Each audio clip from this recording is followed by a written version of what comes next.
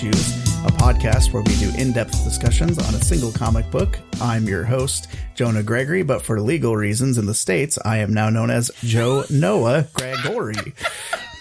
With me, as always, my co-host, Kieran Bennett. Hi, my name's Kieran, and I hope to one day have as great an ass as Caesar Zeppelin. Oh, that's so true. Don't we all? And joining us again is Jennifer Cheek from the Drunks and Dragons podcast. Hi, Welcome everyone. back. I'm Jennifer Cheek, and I've become the ultimate life form, which is a podcaster. Yes. Yeah. Nice.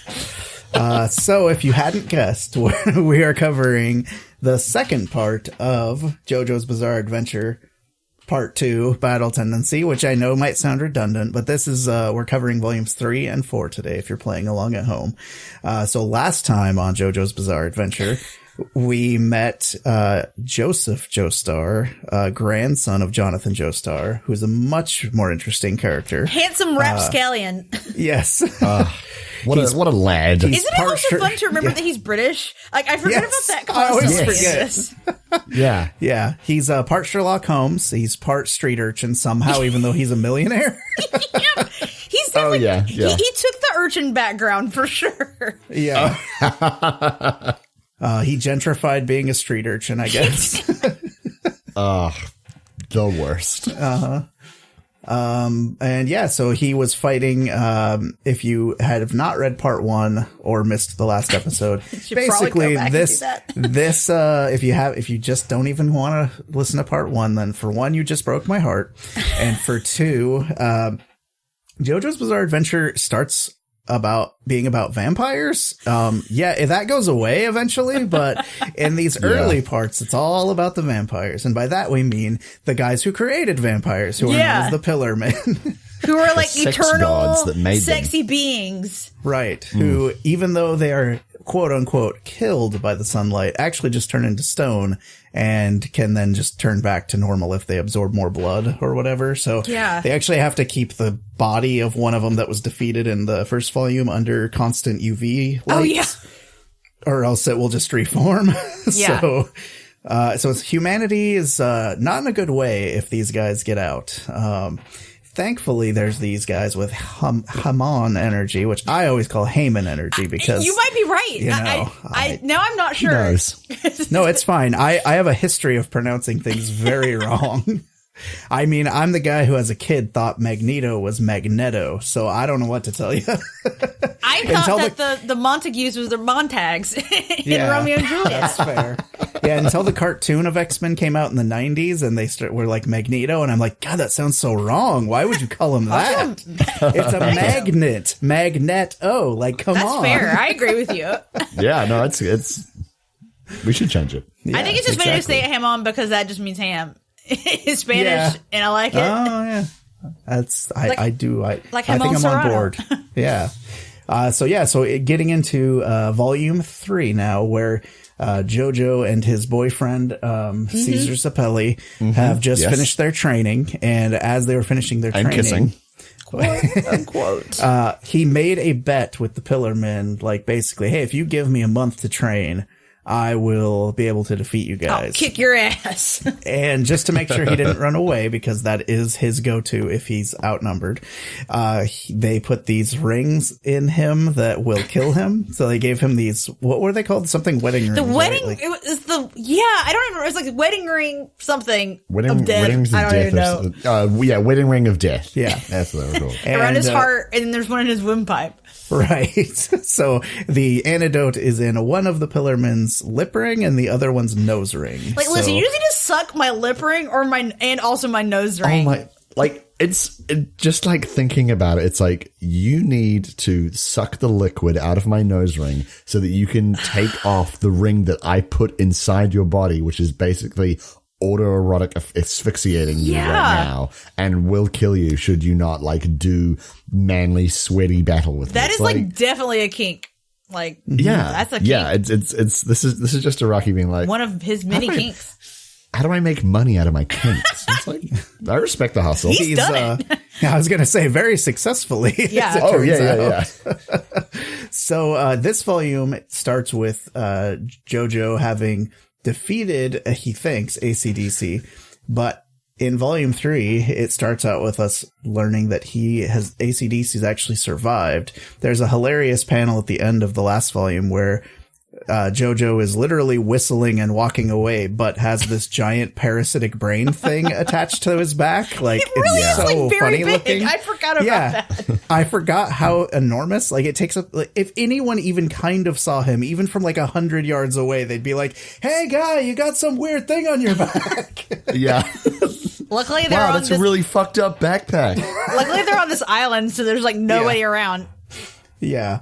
They go to Lisa Lisa's island, and they possess the Pillarman AC/DC, that is, possesses her servant Susie Q, who's a character that we will see like once or twice, and then will suddenly be an important character for some reason.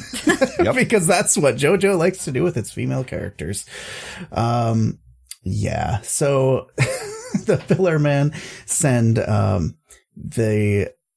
let's see. Sorry, I'm losing my train of thought. There's a lot going on in this volume. Yeah. So there's also this MacGuffin that the Pillarmen are after. That's the Super Aja. Is that how you pronounce that? And it's basically this.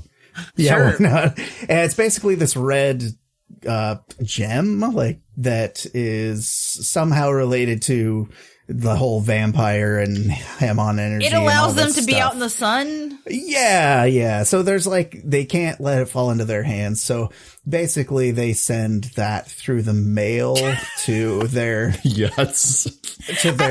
minions, which is so like mundane. the goofiest. I love it. Yeah.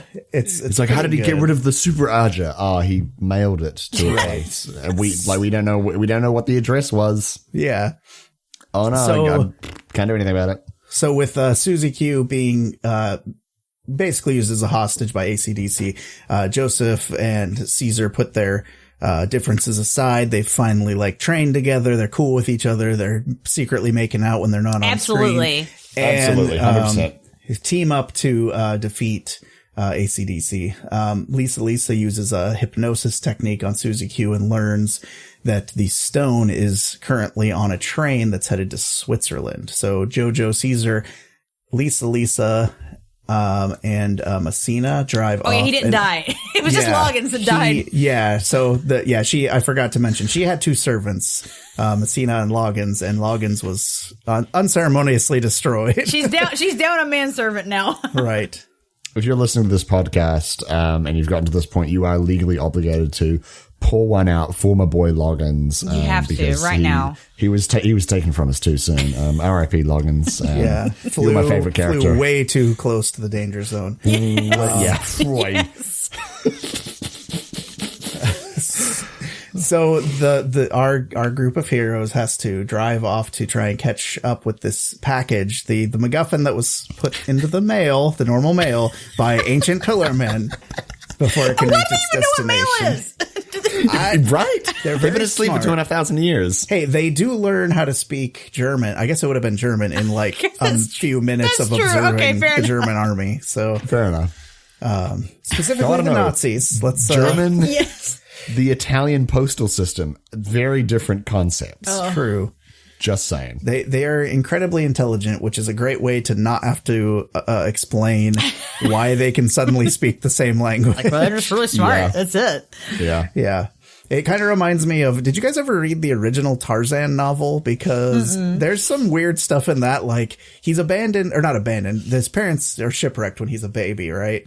And he basically teaches himself how to read just because they have like books lying around and he's just that smart.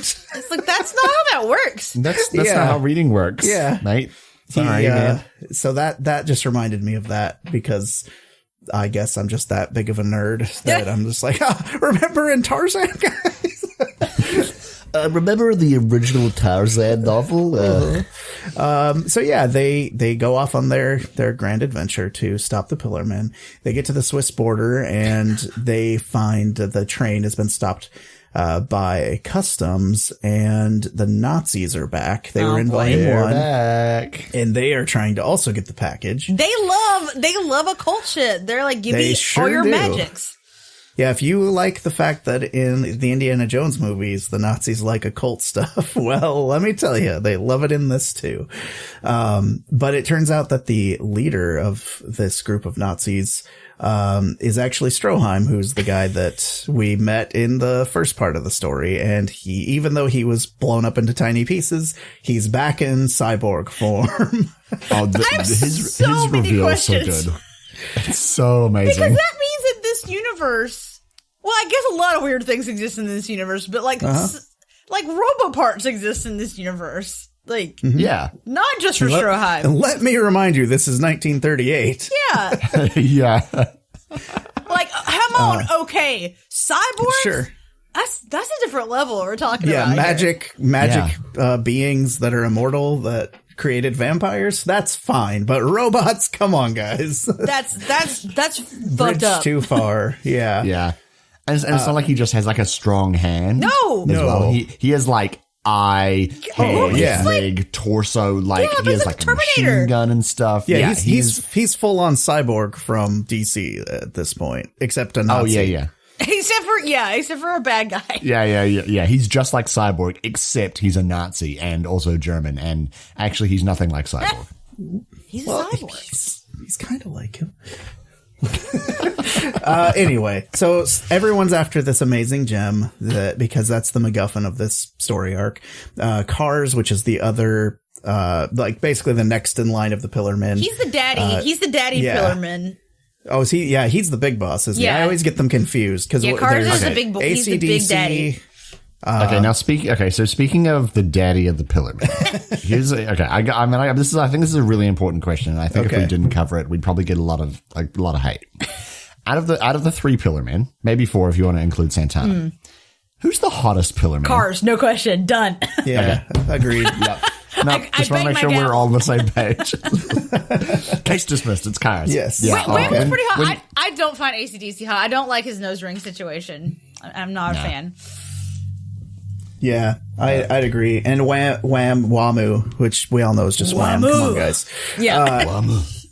I don't know. He has like the weird Robo-Dread looking things on his head that I'm just not a huge fan of those. I kind of respect them a little bit. You know, I think it's a strong look, but when Cars takes the turban off and he has the big hair, I'm just like, oh my God, you could fucking turn me into a squirrel any day. I have I think that when I was I actually still have like a picture of my phone when that happened. I like paused it and like went up of my phone to the TV to take a picture of it.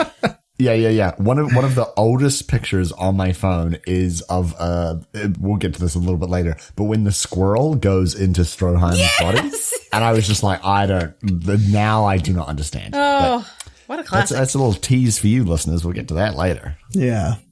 So they have a big fight over the gem. What is that stupid thing even called? The Aja? The red stone of Aja or Aja or whatever.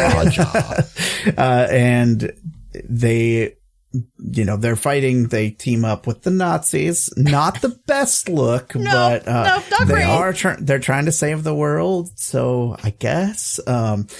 Anyway, so they get Cars to drop the Aja, and it's sliding off a cliff. They all kind of start going for it. JoJo and Cars have a fight over it, and Joseph ends up getting it, and he basically, because of this battle, Cars realizes, like, you killed AC/DC, and I'm going to let you hold on to the red stone for a little while just to kind of see how things play out. So, see what you do. Yeah. It's one of those, I wanted to lose. Yeah, it's one of those things where, like, if the villain would, like, just kill him and move on, he would have won right now. But because they have to do the villain thing of, like, well, I'm curious as to see where this is going. They actually kind of mentioned that in the first volume, too, with the guy that turns himself into a vampire, their former comrade. What was that? Strizo? Strizo, yeah. Yeah, he basically is talking about how, like, unlike Dio, who's the guy in the first story arc, who was purposely like testing his limits and putting himself in harm's way just to see how he would hold up to like being sliced in half, which is a thing that happens to him, and various things like that. Like, Cars is kind of falling into that same trap, it seems like, of, well, I want to test the limits of this. But we know from reading any other manga that like anyone who likes to fight that's in one of these mangas, like their whole deal is like, I want to push myself to the limits like, and well, see. Then you're going to die, strong. I guess. Yeah. Hope you like dying. Come on. Yeah, I mean, Goku clearly does. He does this constantly. And how many times has he died in that story arc? Oh, like, man. a lot. He won't stop. So many. He can't stop dying. They have to keep getting different Dragon Balls because he can only wish someone back once. So, per dragon, I guess. Anyway, so basically now that they have this, they still need to take out the Pillarmen. So Caesar's big plan is he wants to ambush Cars during the day, Cars during the day so that they have the advantage. And while he's alone before Wamu is able to return and, team up against him. And JoJo being actually pretty good about like, hey, let's not walk into a trap here, because the one thing he seems to be like somewhat intelligent about is like predicting what his enemies are going to do. Right. And so they kind of have a fight about like, what should we do about this? And then we learn of Caesar's tragic past and his dark past.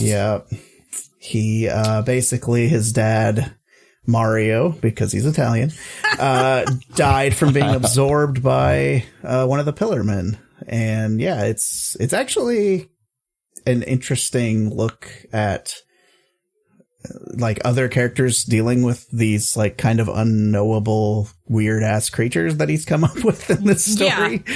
Like you don't usually see like randos like it's usually only like the eponymous JoJo dealing with So in that regard I did like how they kind of shifted the focus a little bit and showed you like, oh, this is why he's so determined to fight this evil, and like why he's so angry when he first meets JoJo, like that he doesn't take things seriously. Yeah. So it kind of makes it's a good character motivation for Caesar. So Caesar and Messina have a confrontation with Wamu. Wamu actually uses like steam and moisture in the air to protect him from the sunlight, which is kind of cool because like the Hemon is like normally channeled through like moisture and liquid and stuff. So it's like, they're kind of using similar techniques in their own twisted version of it to protect themselves from the sunlight, which I thought was a pretty cool twist on that. And he gets to use his bubble power because Caesar likes his bubbles. He loves bubbles. Yeah. And he gets to use them in a cool way. Like, in these where it's like, oh no, my normal technique isn't working. So they have to come up with some unique and interesting way to do it. So he uses it as a lens to direct the sunlight to hit Wamu. It's very good. Yeah. It's very cool. And, he gets, there's always that moment in these, like JoJo's especially, I feel like does this thing where you're like, oh, now the good guys have won, except now they're going to use this like, oh, there's this tiny little speck of shade that's created for like half a second. So Wamu jumps over to that. So it's this big back and forth. And in a last ditch effort, Caesar is able to steal the lip ring from Wamu and give it to Joseph. Before a giant piece of a ceiling crushes him to death. This is like, when this part happened, I was like, wait, really? Like, he's really dead I know. Right now? It sucks. I was so upset. Like, this, like, really, like, traumatized me, because this is one thing with JoJo, like, characters are going to die. Yes, and I think true. I didn't, because part one ends with Jonathan dying, which is pretty nuts, I guess. Yeah. But it's so short and you don't really care that much about the characters in general, so I wasn't really, like, prepared to, like, get to like a character and then be like... I think in part one, sorry to interrupt, that just reminded me, part one, the thing I think that shocked me the most is, like, the story has basically wrapped up, and then it's like, no, it hasn't, surprise. Yeah, everyone's happy. Yeah. Just kidding, they're gonna, Dio's on this boat, he's a vampire, goodbye. Yeah. Yeah, but like this like really like got me. It's like so sad, and it's like wait, but and it's also sad because like the last thing that like Joseph and Caesar like their last conversation was them like fighting because Joseph's like, no, you shouldn't go out and fight on your own, and Caesar's like, fuck you, I'm gonna go fight anyway. Yeah, it's sad. I like Caesar's character in this. I like Caesar a lot. Caesar's very good. And I would say that this is like Joseph and Caesar's like relationship is like so good for like so little amount of time. Like they get so little time. And I would say that Steel Ball Run is Araki like being like, let's like give some more time to this. Basically, it's the same story, but cowboys and stands. Oh, okay. In America. Oh, nice. Interesting. Okay. Nice. Definitely need to read that. It's really good. Yeah. It's really, really good. Also, I always forget until I see it again that the piece of ceiling that crushes him is a giant cross for some reason. I know! Yes. And I think that's just the whole trope of like manga and anime people just like the symbolism of like Christianity. It's like, yeah, it's just like, I guess because it's different and interesting because it's probably the same reason like a lot of people over here have like yin yang tattoos that they don't even know why they have them. They have a Buddha statue or like whatever. Yeah. So I don't like fault him for it. I just thought it was an interesting, like, we read into it more than like being from a Western culture also, in a weird way. Aren't they in a hotel? Like, isn't this building a hotel? Yeah. But it looks like a giant castle every time it shows it from the outside. I guess a Swiss hotel could have a big cross in it. It could. I mean, Switzerland, they have that whole, flag and all, right? Yeah. Maybe it's supposed to be the Swiss flag crushing him to death. I don't know. One thing too also is that Wemo's like big move is called Divine Sandstorm. Like, do you think this is a reference to the song Sandstorm? Well, when did Sandstorm come out? That's a good question. I think it was much later than that. I was gonna say because this was from the a lot later. Yeah. Damn it, that was wishful thinking on my part. If only though, but if it was Divine Sandstorm and it made him get killed by a cross, I mean, there's your connection, right? Yeah, it's divine. I just want to read more into it because I think it's fun. But anyway, so Joseph at the very end, he decides to wait to cure himself with the lip ring until he's avenged Caesar because he's a big muscly anime protagonist and he's so full of honor in this in this battle that that's why his muscles are so big. Yeah, bulging with honor. So basically he swears he will take revenge on the Pillarmen in Caesar's honor, essentially. So despite all the fact that he was going to have to fight them and do all this anyway, now it's like, now he's really pissed off. Yeah, now you've got to kill his boyfriend. Yeah, so Volume 3, what'd you guys think? That was really good. It's good. Volume 3 is really, really good. The only part that I don't like about it is the brain thing that like takes control of people, just because it's like, how does he not know? So dumb. But it's fine. It is very, very short lived. That's like kind of becomes a plot point in part 3 too. I don't know if that brain thing's related or not, but that's also like a thing in part 3. Yeah, I never made that connection, but you're right. That is very similar looking to the brain bud or whatever they call it. Brain buds. Yeah, it's very gross. Yeah. But like the traveling to the Swiss Alps and meeting up with the Nazis again and like fighting with cars and then obviously Caesar's kind of whole deal is really good. And the relationship between JoJo and Caesar is we joke when we say it's gay. It's pretty romantic, to be honest. It is. And it was very short in terms of like the overall kind of story length, but it's really affecting when he dies, I think. And I think one of the things that I love most about not his death necessarily, but the kind of stuff around it.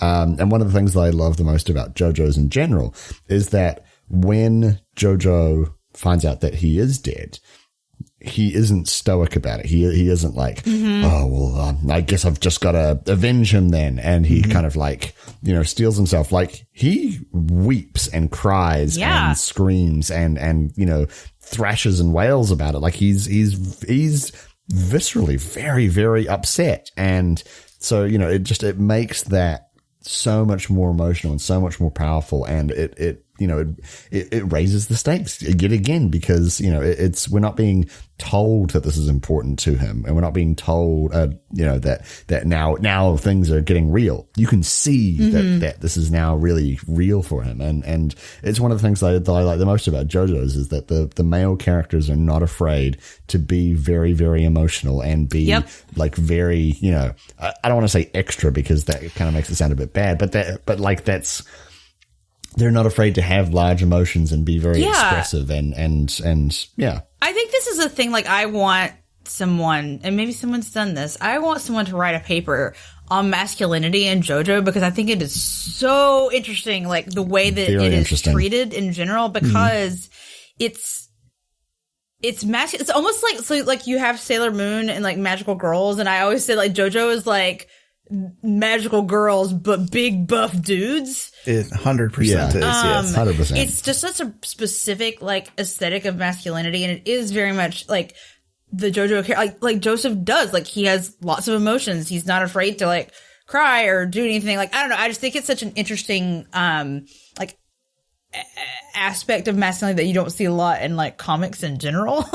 It's really refreshing to see it. Yeah. The more I think about it, the more I think that might be what draws me to the series like over and over again. Oh yeah, because as a person who is a very emotional man, it's cool to see these big like beefy dudes that are like cool heroes that are fighting like evil but aren't afraid to cry when their friend dies, or like just have strong emotions about the evil in the world. Like when they see something evil happening, even if it's like technically to like a group that they're not directly like affected by, they still will jump in and are like, no, this is not okay. And they actually are like you said, they're not stoic about it. They're actually like moved by other people's, like they actually have a real sense of empathy, I think is a big part of it. Yes. Yeah. And sure, this volume really brought that out. It's good. It's good. yeah, it's good. Right. Yeah. So volume 4, because we're getting to that point where it's hard not to say what our final thoughts are. Yeah. Okay. So, Kieran, I'm going to have you start us, but I know if your voice starts giving out, feel free to pass it around. Yeah. Because volume 4 is a beefy boy. It's the biggest one. Volume 4 is pretty beefy. Like the boys, it's beefy. It's time for a stadium race. Yeah. So it gets wacky is what we're trying to say. Oh yeah. Wacky races. Wacky races. So Joseph and Lisa Lisa eventually find the Pillar Men, and they find themselves greatly outnumbered by their hundreds of vampire minions. And so Lisa Lisa basically bluffs, and she's like, look, if you kill us now, the Super Aja will explode because I put a bomb in it. And they and so they buy this, and so Lisa manages to bargain to get one-on-one battles with Kars and Wamu, and so Kars is like, I don't really want to do that. I kind of want to just kill you, but Wamu's like, hell yeah, I want to fight. Yes. Yeah. This is what I was getting confused with before, of the like the one that's super into fighting Wamu and being like. Kars being his bud and being like, okay, you love fighting more than anyone else loves anything, so I guess I'll let you have this. Kars is a good friend. He is a horrible monster that wishes to destroy the human race, but he is a good friend. Good friend to Wamu. Yeah. And so Joseph, Lisa, Wamu, and Kars all meet at the Skeleton Heel Stone at the foot of Piz Bernina. And so Joseph then adopts, I think, his best look, and he puts on Caesar's bandana, and it's so good. Yeah, so I was like, it's so great. And so basically, they're told the competition is going to be in the form of a chariot race, with their chariots pulled by super powered vampire horses, and it is a battle to the death. Oh, yeah. Wow, it's like when those horses show up. Is there anything better? It's something else. It's something else. So my question is, do they have separate horse-shaped stone masks, or do they just have they just somehow get the human mask over the muzzle? They just shove the human mask on the horse. Just put the human mask just on the front of the horse and just kind of hope that it works. Because we've shown they can't bite a vampire to turn him into a vampire, because they kind of just turn into like a minion. Like even the closest they come to having someone that's like, oh, I'm a vampire too, is one of the little dudes that serves Dio in part 3 at the end, like when they finally get to his mansion. And that guy's like a total joke character because he's not like a full vampire. So they just like kick his ass instantly. Sorry, real quick. I want to go back to Caesar's bandana for just 1 second because I don't know if this is like intentional or what, but Caesar's bandana and the pattern of it also looks exactly like one of Jotaro's belts that he has. And I don't know if that's true. Like a thing or like why, but it's the exact same pattern, which I'm always like, interesting. I mean, knowing Araki, that is 100% intentional. Like his fashion designs are very deliberate. Yeah. Very good. Also, please note that I said one of Jotaro's belts because he has several of them. Oh, yeah. The only person I know of that actually wears more than one belt is Tommy Wiseau. So that gives you an indication of the fashion in this. I mean, Tommy Wiseau does have a stand. Like that. That's true. Is it the room? True. I think it is the room. It's the stand. Zarumo. I also have to say one of the scenes that I think I like the anime, like, because usually the manga and the anime in this are pretty close. Yeah. And I'm like, it's fine. Either read it or watch it. But the scene where they go to where all the vampires are and JoJo like sets up all his little trap lines and is like dancing around like as a like total goofball because he's secretly setting up a trap for all the vampires. I think the animation on that in the show is one of the funniest things I've ever seen. So I highly recommend finding that scene if you have not watched the animated version of that. And also in the anime, you get to hear all the vampires saying "Wamu, Wamu." That's Wamu, true when they're through the chariot race. Also, I will say for the anime, I do not know who it is. I don't know who the actor is, but the seiyuu for JoJo in Battle Tendency. Oh my god, supremely good. So good. Yeah, he is. Amazing. Like he is Joseph Joestar. It's like yeah. Perfect. Yeah. But anyway, back to this this Japanese comic book. So they head off onto their superpowered vampire chariot race, and at one point Wamu even gouges out his own eyes so as to enhance his senses and get that edge over JoJo. But he is still able to defeat Wamu by this whole battle is amazing. You know, there's like giant hammers and big steel ball shooting crossbows. Yeah, because they're like trying to chase. They're racing so that they can be the first one to grab different weapons and things. Right. And then they can fight each other. But JoJo is eventually he is eventually victorious over Wamu, and he kind of takes like a little bit of time to like he's like looking at his like severed head and he like salutes it and then drinks the antidote and he's like, you were a horrible dick, but I respect you. Thanks, Wamu, you're a real one. Yeah, pour one out for Wamu. And so Kaz, sort of somewhat begrudgingly then decides to start on his final showdown between him and Lisa Lisa. And we've not really seen very much of Kaz. Like, he's just like been in the background. Like, what's his deal? Just kind of chilling, just hanging out. What's his deal? And so Kaz uses a body double to distract Lisa Lisa, and he just stabs her from behind. And then JoJo, who's all like out of breath and tired, he then gets attacked by all the vampires, and Kaz is like, I don't give a fuck about honor. Like, Isadisi and Wamu are dead now. Like, I do not care. Yeah. Right. I'm going to kill you.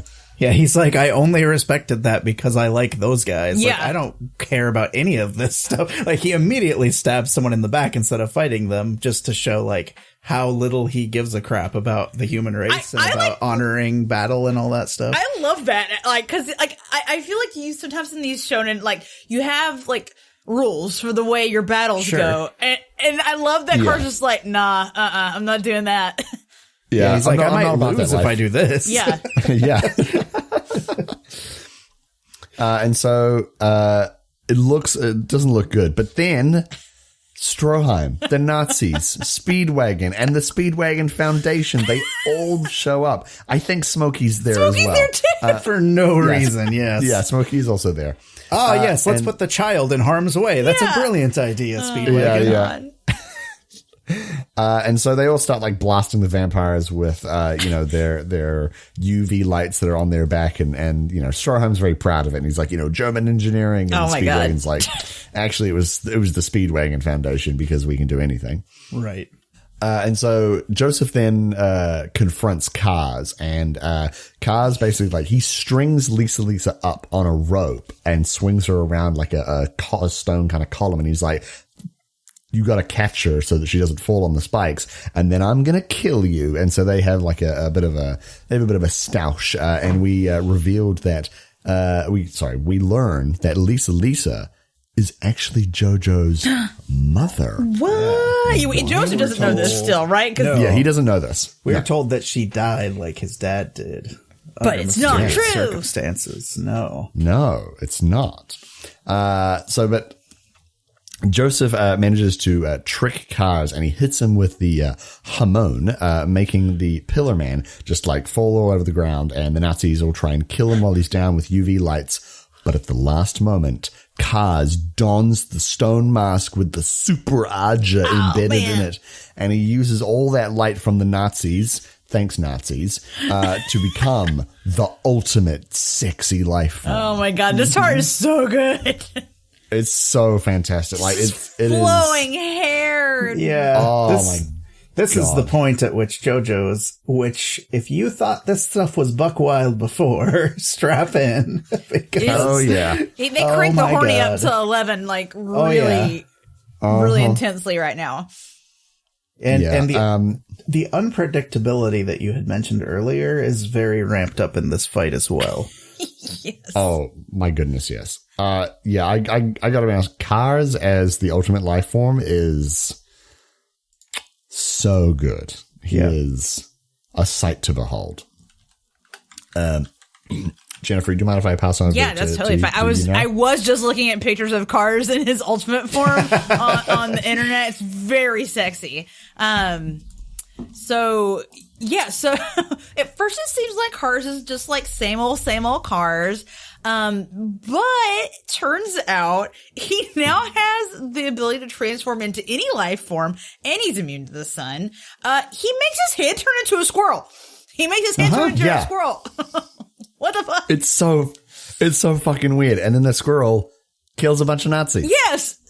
I mean, first it eats a squirrel that Pepe Le Pew's it. Or attempts to. And then it kills a bunch of Nazis. Oh man, this is another one of those turning points in JoJo where you're just like, I did not think this could get any wilder, and yet it has, and will continue to get wilder throughout this fight. Oh yeah. So now Joseph, seeing all this situation, he makes a strategic retreat in order to try to lure Cars out, because he's like, you are my shit list now. Joseph, remember how Joseph has the goggles? Well, he flies away in a plane because apparently he can fly. Which is, the plane is just there as well. Like he's running and then he's in a plane. In a plane. I guess the Nazis brought it with them, or like the Speedwagon Foundation. I mean, they had to get the Speedwagon Foundation. Right? Sure. So he flies away in a plane. Joseph's plan is to lure Cars into a volcano. It's so good. And I was about to like make fun, but like, are there, like, where is he flying to? Are there volcanoes in Switzerland?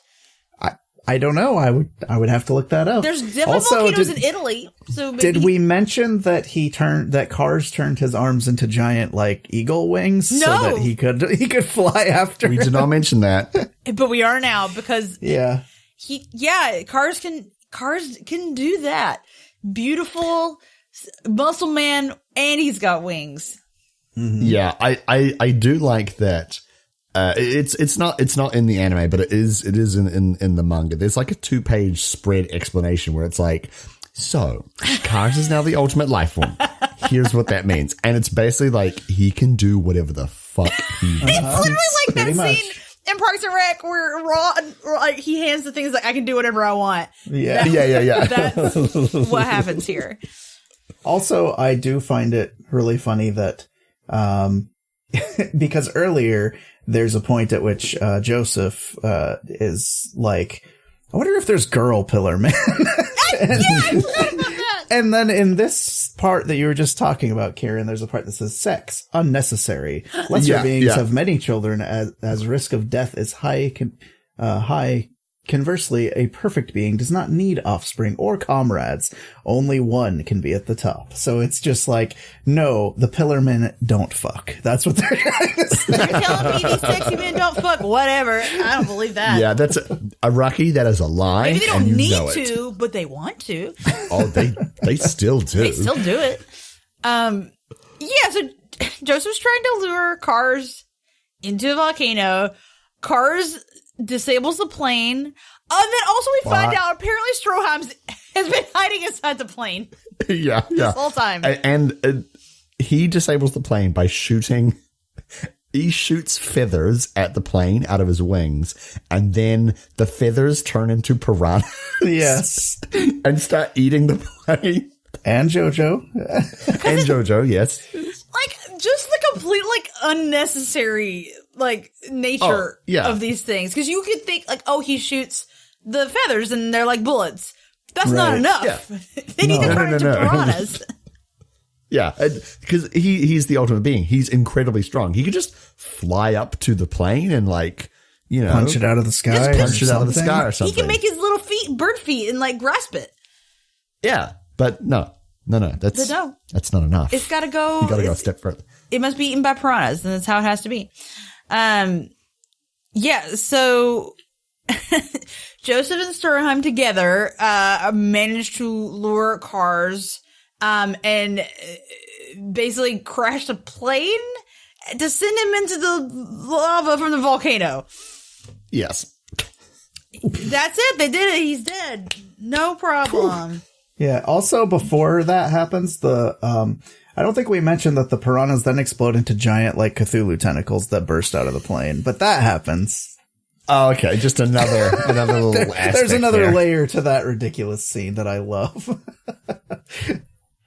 Guys, I might have lied to you a second ago. I'm sorry, but Cars isn't actually dead yet. Oh, no. What? Jennifer, why would you do this to me? I love to lie. He comes out of the lava and he's like totally fine, actually. Yeah. He's like, I actually love it down here. I love lava. This is good for me. And hey, Joseph, do you need that arm? Because I'm going to chop it off. Yeah. Yet another instance of showing, like, actually having stakes in these, because, like, they kill off named characters all the time, and he permanently loses that arm. Like, yeah, there's robo technology in this world, but it's not like they're magically going to grow his arm back or something. So yes, that happens. So Joseph and Stroheim realize that they can't defeat Cars as ultimate life form, and they're like, all right, I guess it's time to die then. So Cars is about to just give him one last hormone-infused punch, but Joseph uses a super agent, and he... Oh, wait, hold on. Did I read that right? Oh, yeah. Joseph uses a super agent, and he makes Cars' punch even stronger? Because Cars is like, I'm the ultimate life form, and I'm going to kill you both. And just because because I am that bitch, I'm going to just immediately master Hammond right now and kill you with that. Just to show off. So just to show off, just to do it like that. And so he uses the super agent, I assume, somehow amplifies the Hammond or something. Yeah, it doesn't really matter. That's the science behind it, and that's what we're sticking to it. So the energy from the super Aja punch shoots through Joseph's hand and hits the volcano, which begins to erupt, and then sends Cars into space. Yep. He punches so hard that the recoil shoots him into space. Yep. And he tries to grow wings quickly to fly back, and since he's still covered in lava, it instantly freezes and turns him into a statue that's already got some sort of, propulsion to it, so it will just float through space forever. But he can't die, so he's basically in hell prison for all eternity. Ever. It's the deaths of like various villains in JoJo are so fucked up like this. Like, I feel like the concept of like being immortal is actually terrifying, like in a situation like this. And it comes up in actually several different media, of like the horrors of not being able to die and like what can happen to you because of that. Oh, like, yeah. I don't want to be shot into space and not be able to die. Like the last thing that it says about him is like, he eventually decided to stop thinking. Yeah. So he just turns his brain off forever. Yep. Like, did you guys ever read or watch Baccano? I have not. Okay, I don't want to like spoil anything, but they're like per se, but they're someone who's immortal gets put in a fucking barrel and then thrown in the river. So they're like constantly drowning but unable to die. Yeah, that's not good. It's bad. Wow.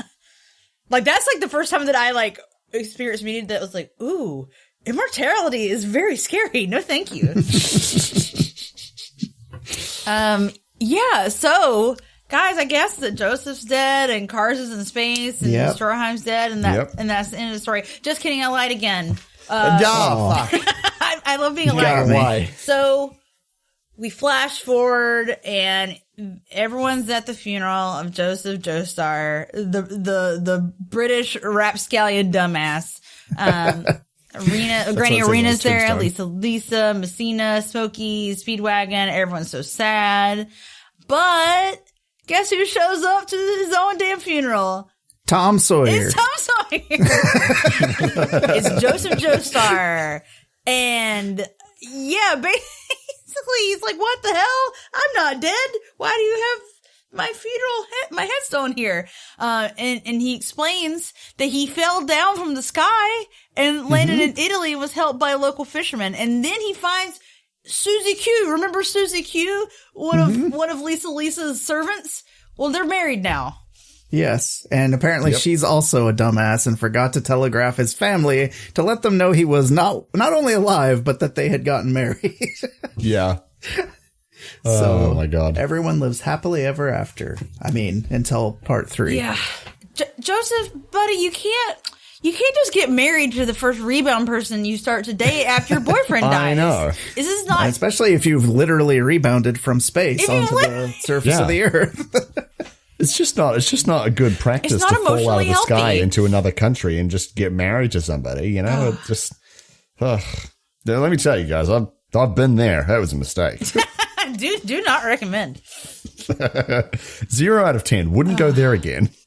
So we do get a little bit of Old Man Joseph in this volume. Oh, yeah. For a couple pages. At the very, very end. Because we find out that now 20 years has passed and he now has a daughter who married a Japanese guy, and he is carrying with him a Sony Walkman and listening to the Beatles to give you an indication that time has passed. So that's where it ends. So we'll get into final thoughts. Jennifer, do you want to kick us off? Sure.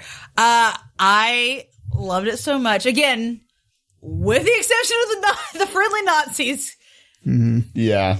That part's not great. But it's weird how that part bothers me a lot more now than it did a few years ago. I know.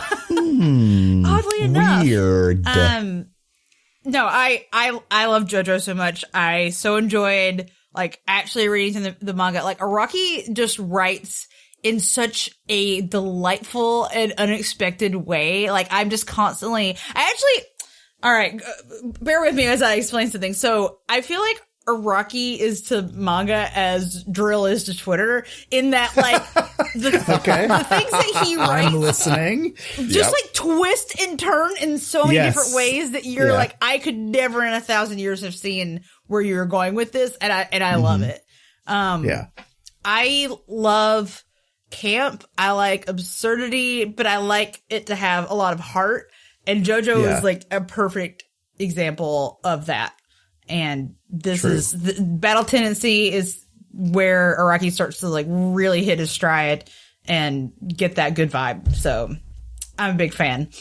Yeah, I would agree. I think that is exactly the reason it resonates with me. Like you were saying, the combination of the heart involved with the camp, because my favorite show of all time is Mystery Science Theater, and that is 100% what that show is, where it's like this show that had no budget, that their sets were made out of cardboard, and they genuinely love these terrible movies that they're making fun of because they're so dumb and campy.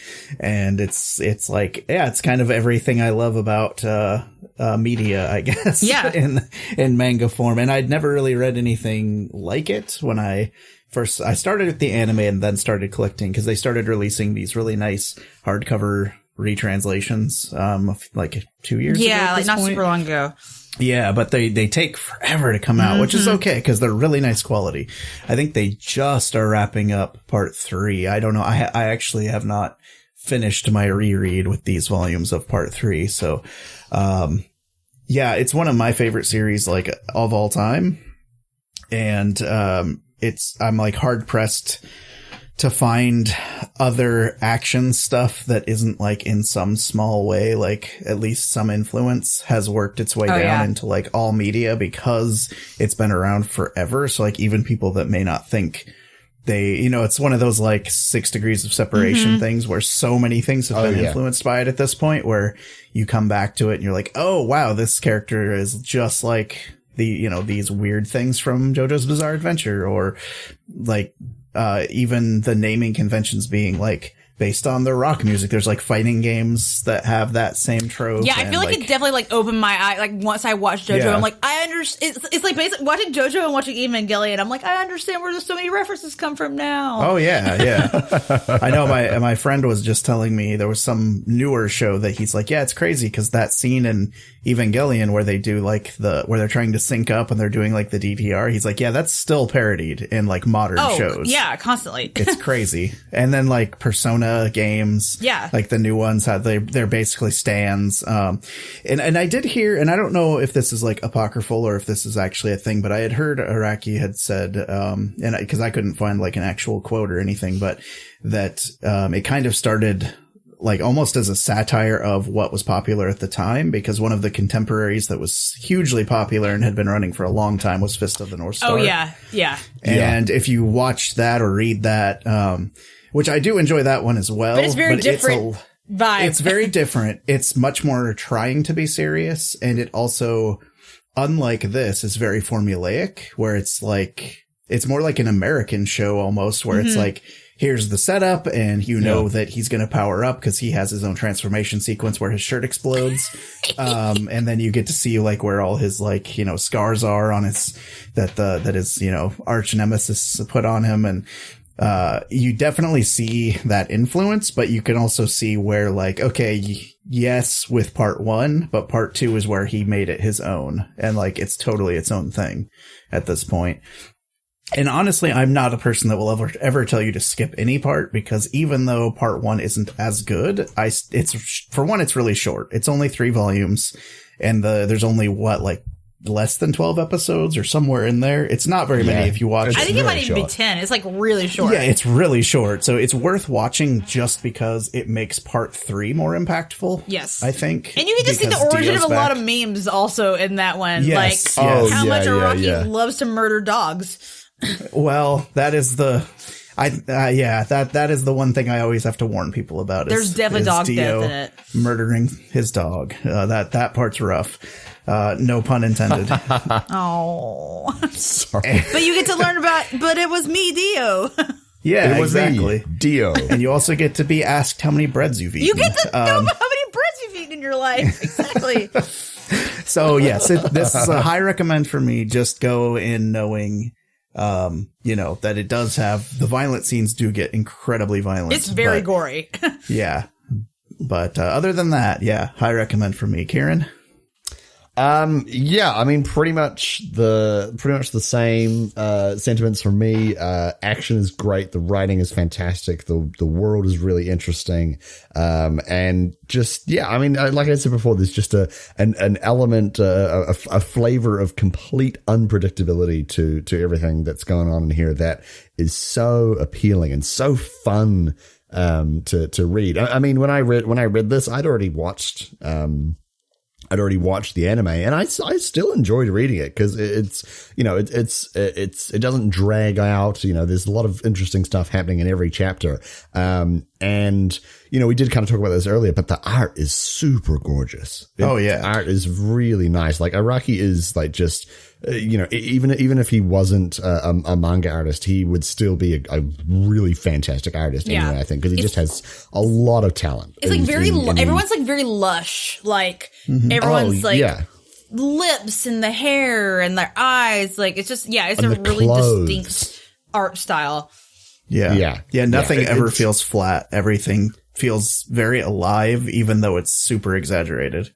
Oh, yeah. I'm about to make a really weird comparison, but you have to. I'm excited. He's kind of like Junji Ito in a way, in that just the style and aesthetic is so Araki, or it's like, you know, when something is done by Junji Ito. You can like pick it out anywhere. Yeah, you know when this is done by Araki, and so I feel like that, like the two of them have like those strong aesthetics, those strong styles that are like, just, you know, it's them, and they do their shit so good. Like, it's. Would you say he's the king of strong style? That was a joke only for Ben Cook, maybe for Ben Stonick. Is that a wrestling thing? That is a wrestling thing. I was going to say, is that a wrestling thing? I was just guessing from the people that you were naming. Yeah. Yeah. So I think all of that really kind of lends itself to a very good recommendation for me. But here is another thing that I would like to say about JoJo's Bizarre Adventure. And just kind of going back to what I was talking before about the representation of masculinity in this comic. That is by far and away one of the things that I would recommend about this comic the most, because it is, I find it to be a very positive representation of masculinity and a very positive representation of relationships between men, essentially. And it's so refreshing, like you said, Jennifer, to see these kinds of relationships between guys where they're able to be friends, and, you know, like they can do masculine things, but the emotions are broy. Still. Yeah, they're not broy. Yeah, despite being like muscle dudes. Yeah. Oh yeah. Like, it would be so easy for JoJo and Caesar's relationship and their kind of whole deal to be really unappealing and to be really uninteresting and kind of gross, but it's super not. It's very wholesome and loving, and I really, really enjoy it.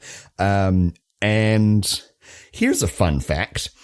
The representations of masculinity and the relationships presented within this and the aesthetic of the men in JoJo's Bizarre Adventure helped me realize that I was incredibly bisexual. Yeah. So you're not the only person. There's like a very infamous Reddit thread where someone basically talks about watching Stardust Crusaders and like seeing Jotaro and being like, "Oh, I like guys." Like, It has a very non-heteronormative aesthetic.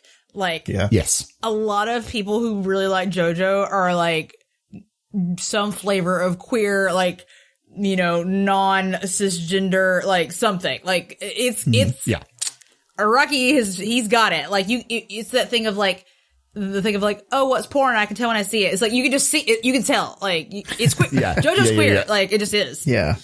100%. Were you the one telling me you can tell what he was into by which era you're reading? Yes, Jennifer. I think you were the one who told me that. Absolutely, because all the early JoJo is like all these like huge like muscular dudes, and then like for instance, part 5, we're entering Araki's twink era. Like, it's all these like little like 100%. mafia guys in crop tops, like, and their titties are out. Like, you can. His taste has changed over time, but yeah. Hey, that's fair. Yeah, so he's done a lot of growing. That's right. 100%, a very strong recommend from me. Go out and buy it and read it. It's great. Yeah, for sure. All right. Well, that will take us to the end of Battle Tendency. I think we're all in agreement that you should just either binge it all on Crunchyroll or just start collecting these amazing hardcovers they've been putting out, because I want them to continue to do so. Continue making it and continue putting these out. I've even like started buying the Blu-rays, even though I just watch it on Crunchyroll, because I want to support it that much that I want them to make the rest of the parts as anime. Well, one thing too about JoJo is that the JoJo on Crunchyroll is censored. So that's true. If you really want to get that gore, then you got to get the Blu-rays to get the full gore or Jotaro smoking a cigarette experience. That's true. Oh my god! I forgot they blacked that out. Yeah, and it's like it's not censored well. It's just a black box over his mouth. Definitely just smoking a cigarette, but censored for some reason. All right. Well, that will take us to the end of this episode. So, Jennifer, why don't you let people know where they can find you and your podcasts and whatnot. So you can find me if you want to chat with me about JoJo. I'm on Twitter at Jennifer Cheek. But my podcast that I'm mainly on is Drunks and Dragons. It is a 5e Dungeons and Dragons podcast that we have been playing one continuous campaign for like 6 years. And I think it's pretty dang good. And I would 100% echo that sentiment. I like it. My favorite thing to do is imagine the ridiculous characters, but speaking with your guys' voices, because especially in the old days of a lizard, you know, like Dragonborn, just with Mike Bachman's voice, for me is one of the funniest things I've ever imagined. We have a good time. We have a good time on our show. It's very good. We're currently, there are a lot of episodes, so if you go to our Twitter account, we have some suggestions of where you could jump in if you don't want to start at the very beginning. But some maniacs just jump into the most recent episode. And I will say our current arc right now, we have a prison arc right now, and it has been so fun and good. So it's very good. Get up in there. Excellent. All right. Kieran, where can people find you? You can find me on the internet. I'm at Mr. K_Bennett. You can also check out my Dungeons and Dragons podcast. Not quite as popular as Drunks and Dragons. Good. But, you know, it reached a reasonable number of downloads. We don't have as many episodes, if you want to just jump straight on. That's a positive. We're like creeping up on 300, so that's you like Kieran's accent? What if the entire cast had a similar accent? Exactly. You will learn that Kieran's version of the Kiwi accent is not quite as hard to understand as you may have thought if you hear his co-hosts. You think I'm hard to understand? Just you wait until you meet my 3 friends. Yeah, I love it. And that's at for CNG Podcast on Twitter if you want to give us a cheeky follow. Jonah, where can people find you on the internet? Oh, man. You can find me on Twitter since 2007 at Spambot. People are like, hey, Jonah, how did you get at Spambot? And I say, because I joined Twitter when I was bored at work back in 2007 and the mortgage industry was collapsing around me. And then project wise, this is my main McGee right now. So I've been trying to keep up with our lovely patrons. We've been putting out some bonus content. I've been streaming over on twitch.tv / Inks and Issues because we hit our goal where we've unlocked me streaming comic book themed games. So in front of me, I currently have X-Men Legends 1 and 2, Deadpool, PS4, I got like the Fantastic Four PS1 game that I didn't even know existed until like 2 weeks ago. I got a huge backlog of stuff for you guys to see. There's some interesting things from that era of games. Have you done any of the JoJo games? I have not, because I was going to try and buy the Dreamcast one, and I should have bought it before the show got popular because now it is really expensive. My friend has an arcade cabinet that has it on an emulator, like the arcade version. That's great. But then I found out from the JoJo's Bizarre Explainer people, which people should check out. Yes, it's also a very good podcast. That there's actually several arcade games with like different pieces of the story arc being covered. So now I need to look into all of that stuff too. Need more mutants, metahumans, and monsters in your life? Then check out these other Geekly Inc. shows like Transformation Sequence, Cthulhu and Friends, and Drunks and Dragons. Help us make the show the best that it can be by supporting us at patreon.com/inksandissues, where you can get bonus content, early access to episodes, and can even vote on comics for us to review. Don't forget to leave a 5-star review to help us spread the word. Interact with us on Twitter at Inks and Issues, or on Twitch at twitch.tv/inksandissues. Now do yourself a favor and go read some gosh dang comics. And yeah, that's pretty much it. So with that, we will see you all next time. Goodbye. Bye. Bye. I love you.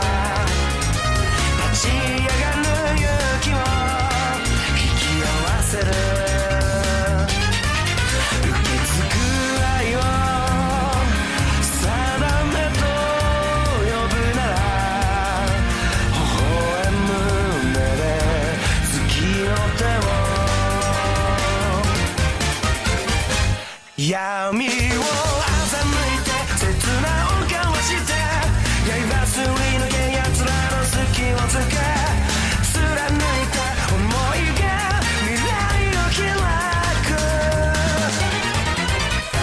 Like a burning stone 熱く Like a burning stone 血脈に刻まれた因縁に浮き上がる消えない誇りの絆